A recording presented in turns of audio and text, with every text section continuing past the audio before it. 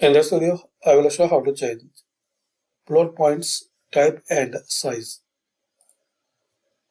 So select it, then right click on point, then format.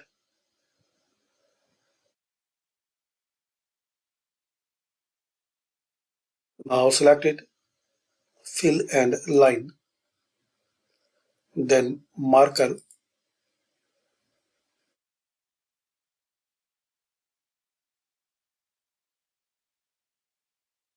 extend marker options,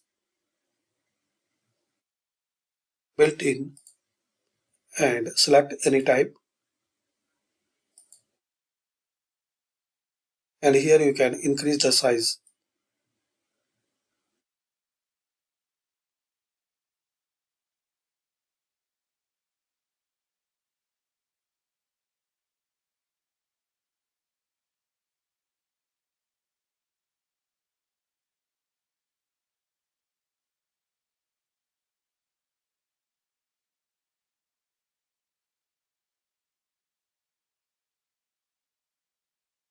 So thanks for watching.